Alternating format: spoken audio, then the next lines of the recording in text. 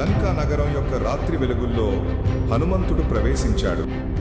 అతను తన పరిమాణాన్ని తగ్గించి నగరంలో ప్రవేశించాడు. ప్రతి అడుగు జాగ్రత్తగా వేసి అశోకవనంలో సీతమ్మ తపస్సు చేస్తూ కూర్చొని ఉంది. సీతమ్మను దర్శించుకుని హనుమంతుడు నివాళి అర్పించాడు. ప్రణామంతో ముందుకు వచ్చాడు.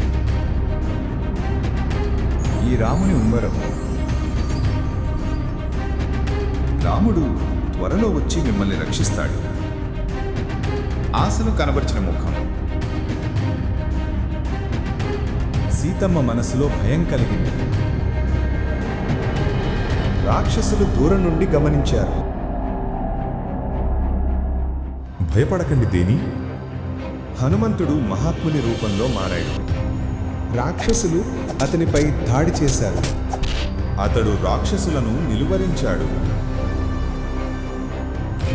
లంకా సేన ముందుకు వచ్చింది. హనుమంతుని ప్రతాపం ప్రకంపనలు సృష్టించింది. లంక దహనం ప్రారంభమైంది. రాముని వద్దకు తిరిగి వెళుతాను దేవి. వేగంగా రాముని వద్దకు తిరిగి బయలుదేరాడు. హనుమంతుడు సీతమ్మ వార్తను అందించాడు.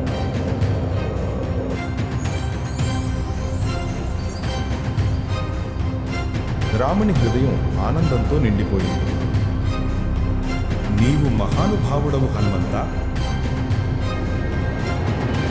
హనుమంతుడి భక్తి అద్భుతం.